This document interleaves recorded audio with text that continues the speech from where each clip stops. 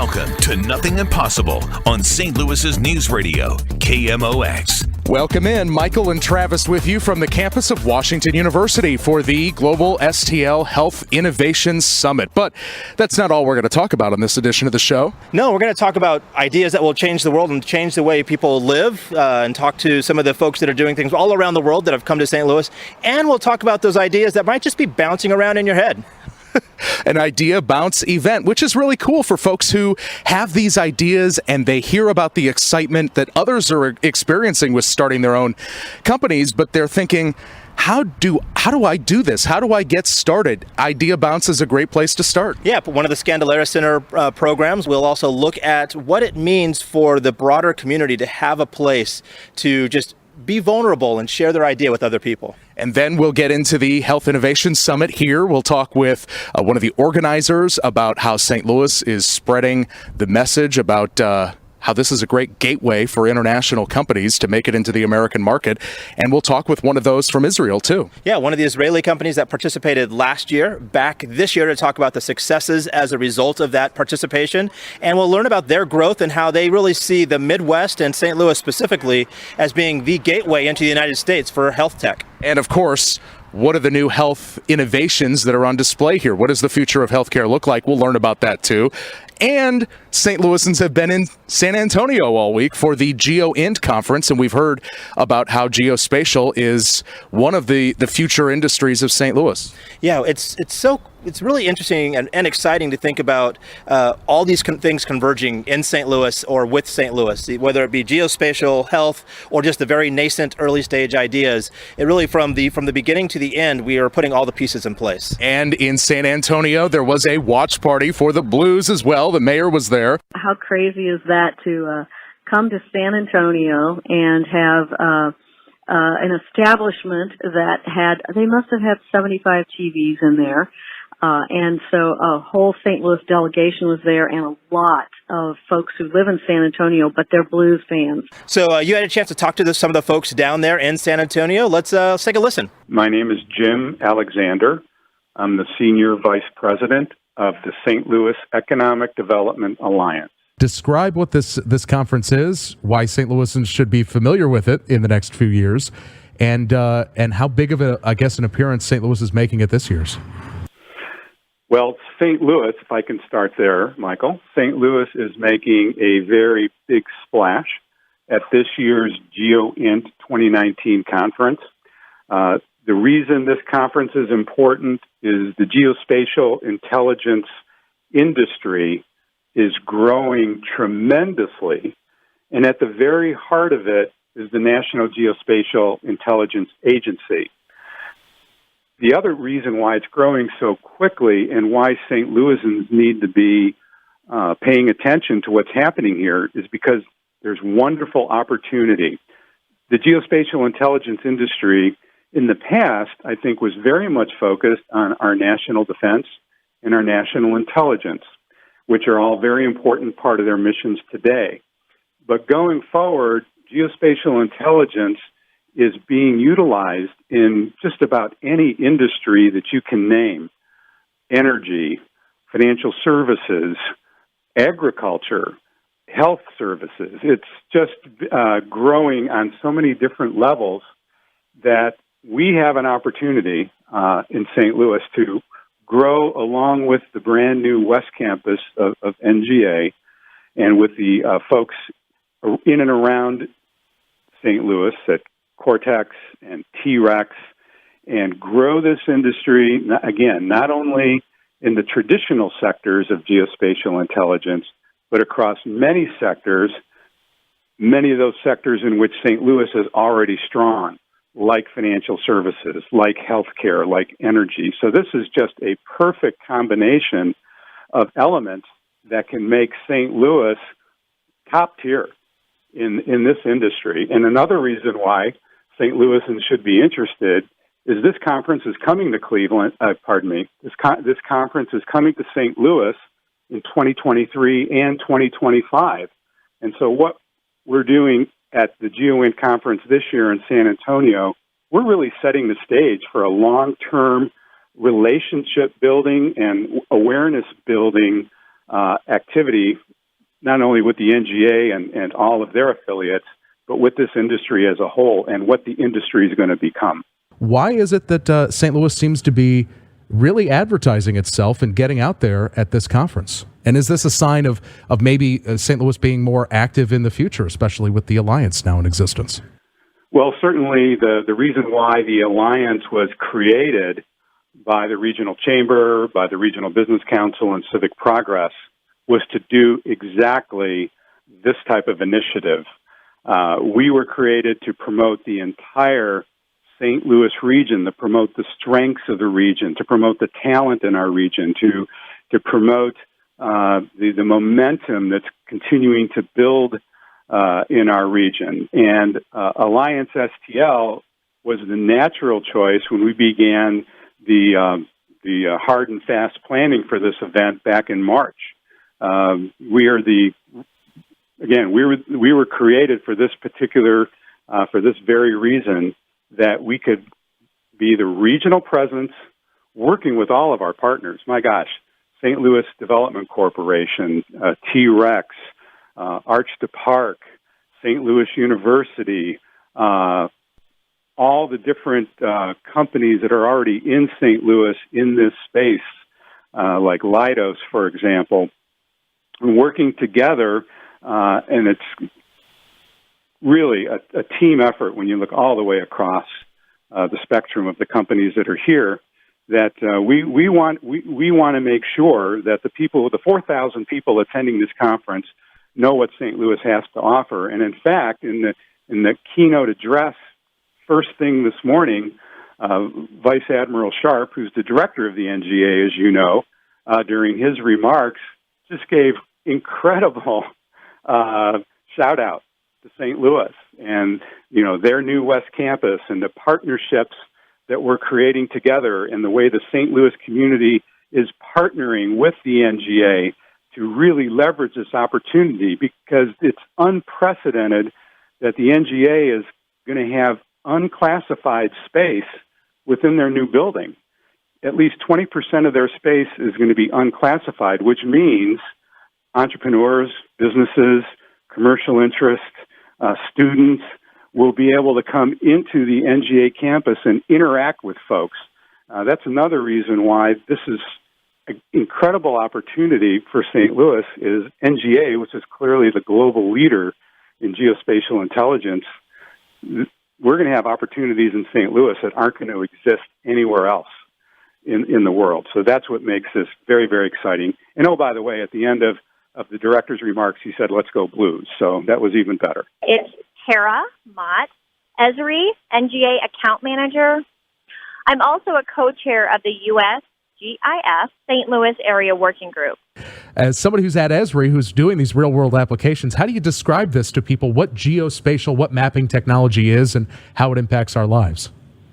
Okay, well, honestly, everything has a location, right? So you aren't just using your location intelligence, is what we like to say, to get from point A to point B. But you could be using it more as a geographic information system, which is what Esri does and what Esri's done for the past 50 years. And basically, you're looking at each of these different types of groupings of layers, where this could be location intelligence for flooding, right, where you're overlaying the rivers versus the floodwater extent versus the transportation lines. It might help you be able to figure out how to get from, or to be able to see where you could direct emergency relief efforts and things like that. But basically, it's really putting data into a GIS, or Geographic Information System. All right, so stick around. We'll be back to talk about Idea Bounce right after this. Welcome back to Nothing Impossible on St. Louis's News Radio, KMOX. Welcome back, Michael Calhoun and Travis Sheridan. We're at Washington University in St. Louis. And we're going to talk about Idea Bounce, which is a chance for local entrepreneurs to pitch their ideas, pitch their dreams. And Dr. Natasha Conley is here to tell us what it's all about, how it's going to work. Thank you so much. Well, thank you so much for having me. Yeah, so it's going to be a really fun and energetic time. I tell you, we've got 20 26 bouncers that will be joining us. And we're calling them bouncers because they're idea bouncers, but actually they're pitching their ideas. So what will happen is they will have 2 minutes to stand up, give us some ideas about what their business is about. We'll talk about, hey, we're going to look at what kind of passion do they have behind this presentation. And then also, what do you need from us? What do you need? We're going to have a great networking event afterwards. So they just got to come with their A game. And I think that they can all do it. What can really be conveyed in 2 minutes besides passion? I'm sure passion can come across, but what else can they do in a 2-minute period? You can talk to whoever. You got to think about this as an elevator pitch. That's really what it is. So a lot of times that's how things work. You can at least make that connection. And that's what's really important, is to be able to make a connection with someone so that they can understand your idea, either understand your business and want to be involved in your business. And how did the folks who are going to be taking part in this Idea Bounce, who are they? How did they find out about this? What kind of pitches are they going to be making? Is there any kind of a theme, or how did they get involved? Well, actually, we did a lot of marketing and a lot of recruiting. So with that in mind, we posted up flyers. We talked to several people. We used the social media. So a lot of avenues for bringing people on board. And there's just going to be a variety. It's 26 folks that are going to be standing up there. So anything from, their restaurants to just different types of ideas, so it's going to be a wide variety of folks that are going to be out there pitching. And are these just Washington University students, or is this open to the broad community? This is actually a community-based Idea Bounce. So a number of the Idea Bounces that we have are on-campus bounces, but this particular one is geared towards the community. So it'll be held at Innovation Hall this afternoon, 5:30 to 7, and we're just looking forward to having a good time. So for folks who are trying to visualize this, I guess, who might not be familiar with, the way the entrepreneurial system works, is this like Shark Tank? Is that the best way to describe it? Is there something harsh that comes, or is it a very friendly bounce? This is a friendly bounce. Okay. Absolutely not. Absolutely not. Because we're looking at concepts. Some people might pitch their business. Some people might just simply have a concept. So it's the idea of networking and sharing your ideas at this point. So it won't have any teeth to it. Are there prizes? Yeah, there's one $200 prize that will take place, and that person will be awarded that prize. But really, the value is in the networking. As any entrepreneur will know, your network is everything. So to be able to have the opportunity to communicate with other business leaders, with other community members, investors could potentially be there. I do know a number of investors that will be there. So that's the value, really. It's not the $200. And Dr. Conley, how did you get involved in all this? Well, actually, I'm an entrepreneur by trade. So besides having the PhD in minority entrepreneurship, I also own a business. My business has been on board since 2001. We provide a variety of different services, project management, call center help desk, IT staffing. So we've been around, again, since 2001. And at this point, I kind of thought to myself, I said, at 46, I'll go back and get my PhD and see how I can help others. Because it is a struggle as a minority or women-owned business. There are a lot of struggles that take place. So if looking back in 2001 when you started your business and looking at the resources that are available now, things like Idea Bounce or Innovation Hall down in Cortex, how would that have changed what you did with your business or helped your business launch? I think that it would have definitely helped. There are a lot of rocky roads, in the beginning. And I think to be able to have resources out here now that you know about is what is very beneficial and will help a lot of other minorities and women-owned businesses be successful. Talk about the community in St. Louis and I guess how easy is it to access these resources, especially for folks in those communities, and the way that the St. Louis community, especially this week, I've heard, whether it's the Health Innovation Summit happening here or the Geospatial Conference, so many St. Louisans are in Texas, that the cooperation in St. Louis and Scandalaris Center at WashU is right in the middle of that. Talk about this ecosystem and how easy is it to access and what can we do to make it more accessible? Well, I'll say that a lot of the literature shows that really minorities and women don't know a whole lot about the ecosystem. So I think that's what's very important, is now to be able to come out into the community, to have some of these idea bounces so that others will know, hey, these things are happening in our city, and to be able to take advantage of that. Because again, a lot of times people don't know, and that's the thing that's most important, is to be able to have this information out there so that people can participate. They'll have resources, and then I feel this will be a snowball effect. I really do. We're going to have another idea bounce. The first one again is tonight. Then we'll have another idea bounce on June 30th at on Page. I'm drawing a blank at the name of the location right now, but we'll have another idea bounce on July 30th, and it's posted on the Scandalaris website.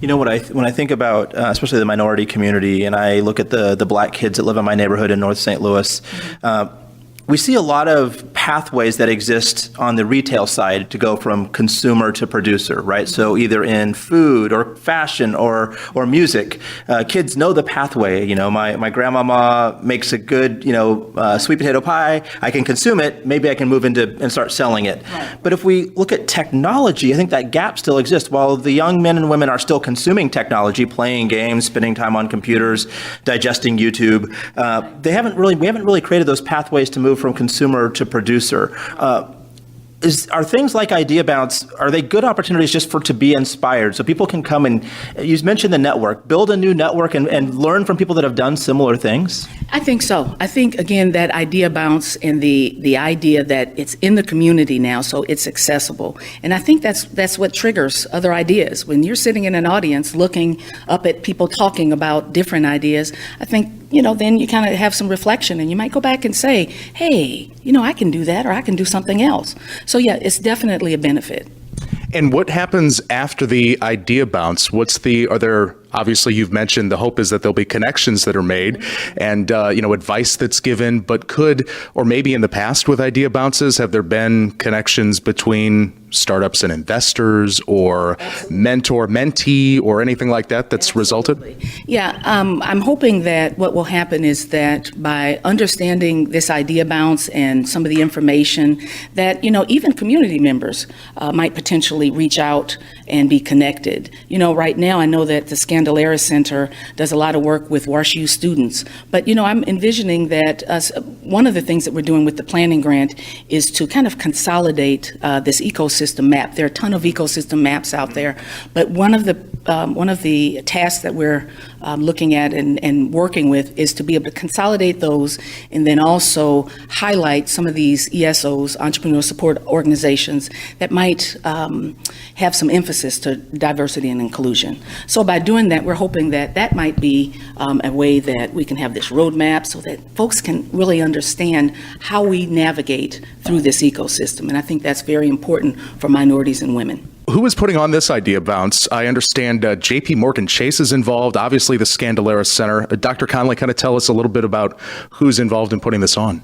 Well, the idea bounce is part of the JP Morgan Chase planning grant. WashU won the grant and it was awarded to the Scandalaris Center January 1st. And again, some of the ideas that we had with putting this proposal together was to incorporate the idea bounce in with JP Morgan Chase's Ascend 2020 initiative. So Ascend 2020, can you tell us a little bit more about that? What is that exactly? Yeah, JP Morgan Chase has what they call an Ascend 2020 initiative, and it is really literally a program that supports minorities and women entrepreneurs. So what they're doing is they have developed Ascend cities in which they will go in and they will put a group together. They'll put a group together of educators, of community development organizers, and they create this ecosystem. And within this ecosystem, then they decide we'll put together a group of minority entrepreneurs or women entrepreneurs, and their goal is to really grow businesses. So the initiative is basically really simple, but a lot of work behind it, but it's growing minorities and women-owned businesses. Dr. Conley, thanks so much for joining us. And I like the idea of Idea Bounce because it always starts with an idea, yes. Right? It always starts with an idea. And the ability to literally bounce that idea off of a bunch of people to find out where it might go and then get connected on that map. So thanks so much. And I hope people check out Idea Bounce, not just this week at Scandalaris Center or through the Scandalaris Center, but visit the Scandalaris Center's website on WashU and learn all about all these resources that are available. And we'll be right back with more Nothing Impossible. Welcome back to Nothing Impossible on St. Louis's News Radio, KMOX. Welcome back, coming to you from the GlobalSTL Health Innovation Summit 2019. Michael. And Travis. And Vijay Chauhan from GlobalSTL. Thank you so much I know you're really busy, so thanks for stepping away and talking with us. My pleasure, guys. Michael and Travis, good to be speaking with you. Yeah, and so I know BioSTL exists, and you're really leading up their GlobalSTL initiative. And what's happening today on the WashU campus? Right, so first of all, what GlobalSTL is relative to BioSTL. BioSTL has been focusing on creating startups in St. Louis, as you all know. Yeah. 5 years ago, we said to grow our own, let's make a case for recruiting companies from around the world to St. Louis. These are companies that ordinarily would go to Boston and Silicon Valley, and they don't even have us on their radar screen. We don't even exist. And we said, let's make a case for those folks. And the question for us is, what are we going to tell them that makes them say, we got to go to St. Louis? And the answer to that question is the massive buying power of our region. That's the magnet. Because these companies are more advanced than our own startups. They have product and revenues in their home market. They've decided to enter the US market. They've got the funding for it. Their question is where. So we are bringing them the thing that they need the most, which is customers. And so in healthcare, which is what the summit is about, if you look at what's in St. Louis, all the healthcare organizations, these are very large national organizations and local organizations, all headquartered in St. Louis. When you put them all together, the buying power of St. Louis is greater than what you'll see in Boston, Cleveland, Philadelphia, Chicago, Nashville. These are all the places that people think they should be going to. To give you the numbers, Boston is only a fourth of St. Louis when it comes to buying power. And guess what? We in St. Louis don't even know this. So we've done the analysis, and then we've told our players here in St. Louis, you guys have been sitting in their own silos, not talking to each other. Let's come together and become a magnet when we work as a community. So two things are really special about St. Louis. Massive buying power, which we didn't know about. But the second thing is actually coming together as a community. And that's what GlobalSTL, the summit today, is all about. Coming together as a community here to bring companies from around the world. St. Louis cooperation, that story again. Yeah, it's been pretty consistent, and I would imagine, Vijay, that these startups that are visiting, or we should call them scale-ups, right? They're not really at the early stage, right? These scale-ups that are visiting, they're not just having like basic conversations with the heads of these companies. They're looking at, these are transactional type conversations, right? Exactly, and the reason why, Travis, you're so on point, is how does a company get selected to come to St. Louis is a very direct point to what you observed. We basically started with 750 companies this year from 9 countries. And we picked 28 based on the innovation priorities of our community. Everybody here sitting around the table saying, this is what we're looking for this year. We then filtered that to 28.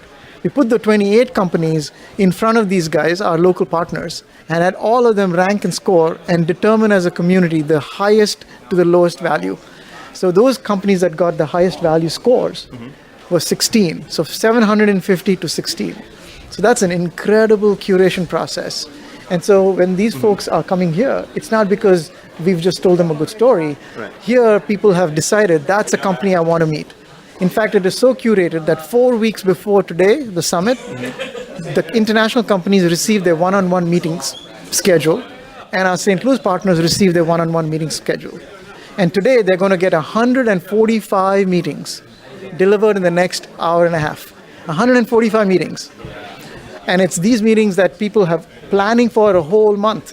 And the reason why the month is so important is if I want a really important head of radiology to show up here, can't get him by giving a one-day notice. Yeah. So 4 weeks ago, the guys here in St. Louis knew that they were going to have a meeting at 1:47 in the Washington University Hillman Hall. They've already studied the company. They're ready to come and meet and engage. That kind of curation and readiness to interact and engage, unprecedented in the United States. And that's why, Travis, to your point, these are not just conversations and let's see what happens. These guys are ready to do business.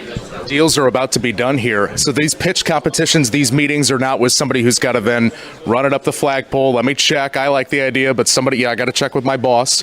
They're in a situation where these are the bosses. These are the folks who are making the direct decisions. Yes. In fact, these are the folks who found you first when we put them in front, said, this is the company I want to meet. And now they're here spending the time with you. You don't get that in Boston. Exactly. And so we call, playing inside baseball in St. Louis. When you come here, you are part of the inside community. These people know you, they care about you, and they are investing in helping you succeed. Why? Because you are going to help them succeed. So that existential partnership between the two is what differentiates it. In Boston, you just take a number, they forget about you as soon as you leave, and it's crickets after that. Nobody's calling you back. Here, it's about people wanting to do business together. Well, Vijay, make sure you remind me after this conversation. I was in Warsaw last week, met a wonderful young female scientist who has a therapeutic, is really running into roadblocks in the EU. And I said, you know where you should go? You should come out to St. Louis, either through the GlobalSTL channel or the BioSTL channel.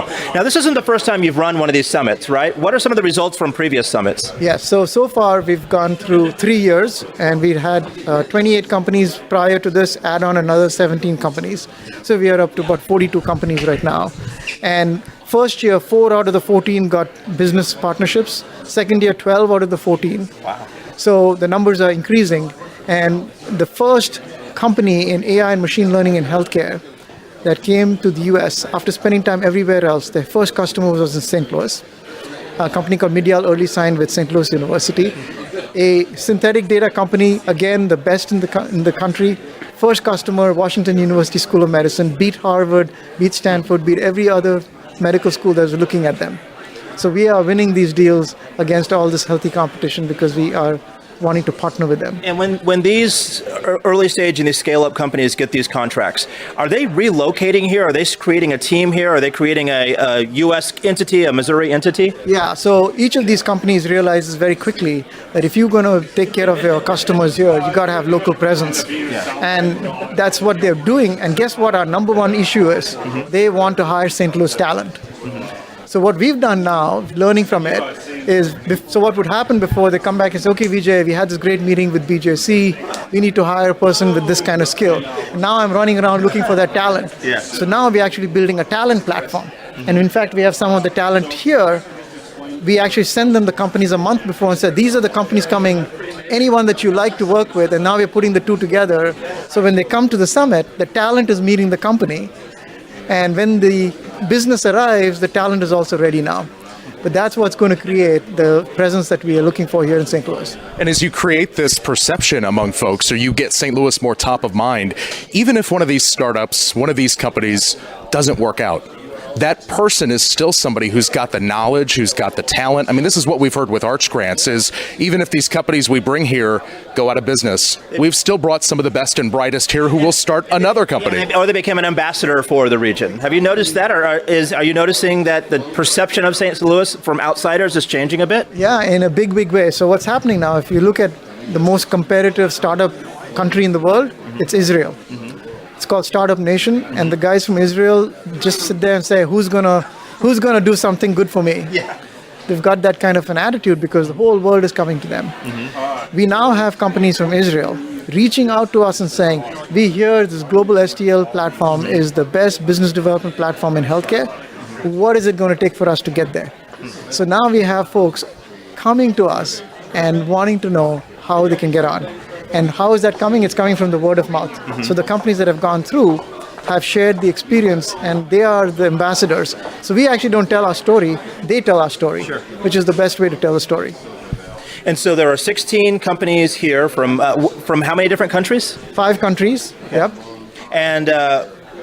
And what kind of, who are they meeting with? You mentioned this group of our local leaders, but are these the BJCs and the Centenes of the world? Like, who are the people? So answer is everybody in St. Louis. Everybody. 100%, right? So we've got the Express Scripts, we've got the Centenes, we've got the BJCs, Mercy, SSM, SLU Care, Washington University School of Medicine. Anybody else I'm missing? Yeah. They're coming. They're all here. And what has actually been really good is all our healthcare organizations in St. Louis, mm-hmm, we told them, guys, we can't come together just once a year. Mm-hmm. We have to come together more often because we need to work on this problem as a community. So we bring them together 5 times a year now, all these folks. And they are working as a community, even as competitors, how to work on converting innovation to value, mm-hmm, which is the biggest challenge in healthcare. Innovation comes to the doorstep of healthcare and just doesn't make it through.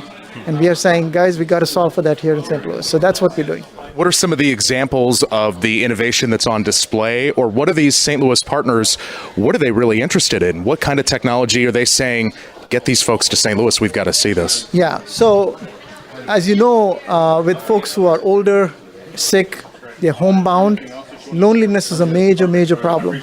Depression then kicks in and their health goes downhill. So innovation that can get these folks who are lonely and engaged are going to be transformative. So we have a company from Israel that has solved for this problem in Israel. And it's the most coolest way in which they've done it. And that company is here as an example. Another one is pregnancy issues, pregnancy complications. So in our most challenged communities, where care is difficult to provide, you have a very high degree of preterm births and major mortality issues and so on, both with the mom and the baby. This is a major problem.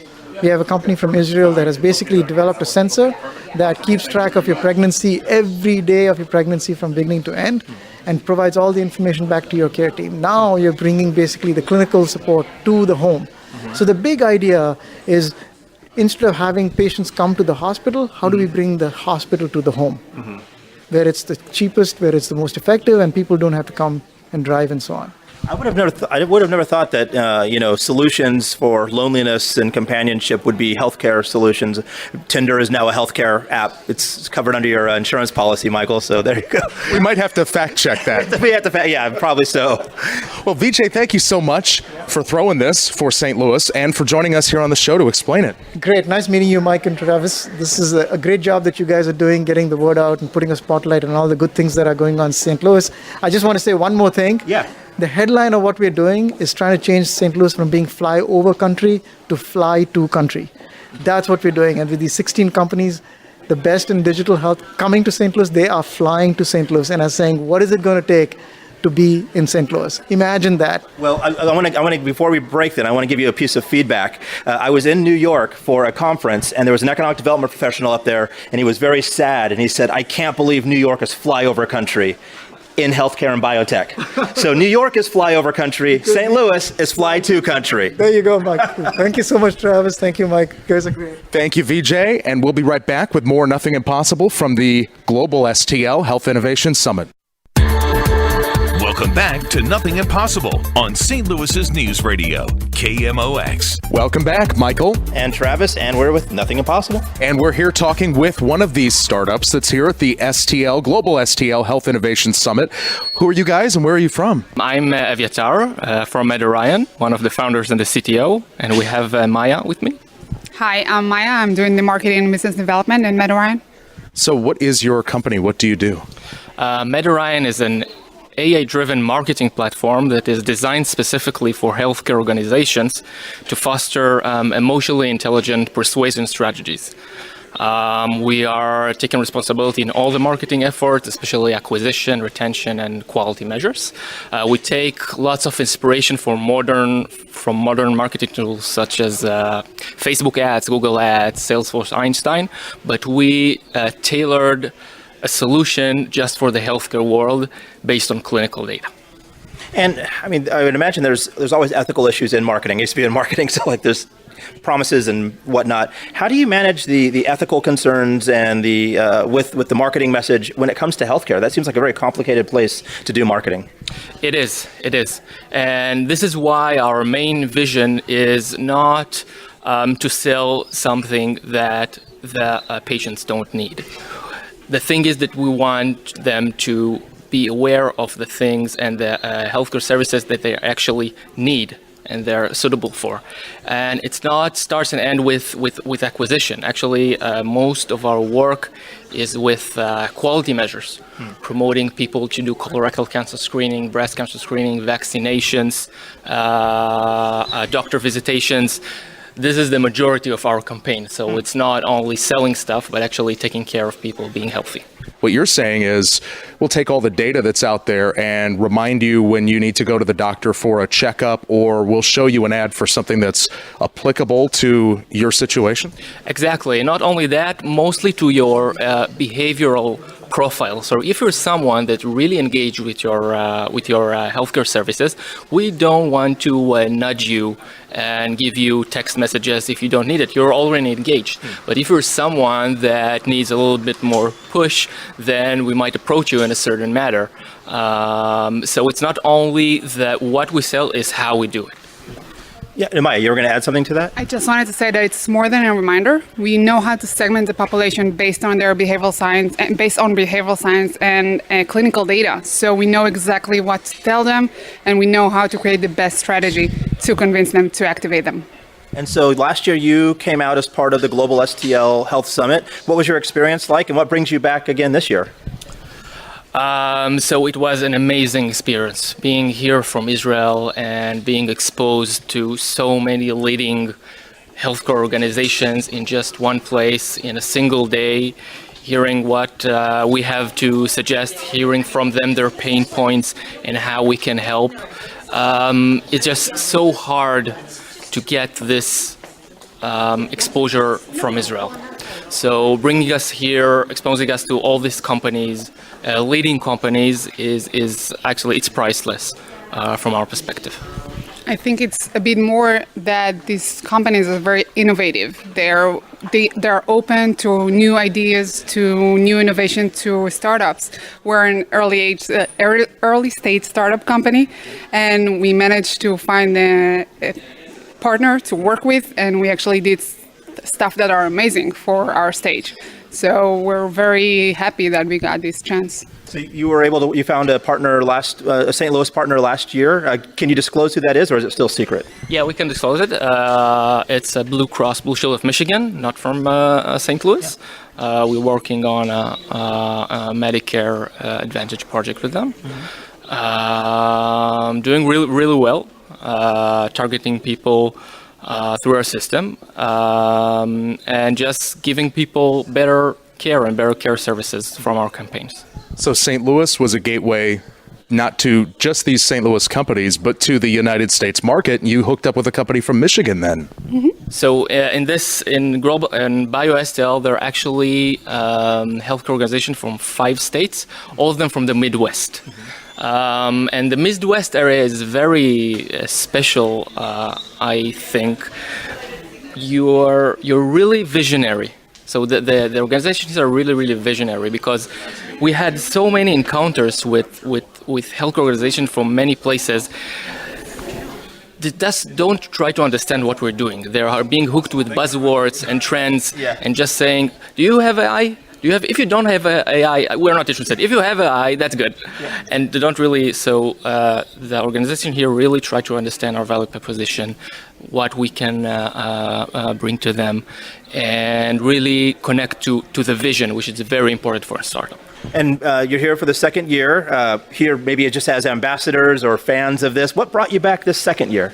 Oh, so actually we were part of a success panel in the conference. We presented with our partners, our mutual work, why we think it was successful, what made this collaboration work.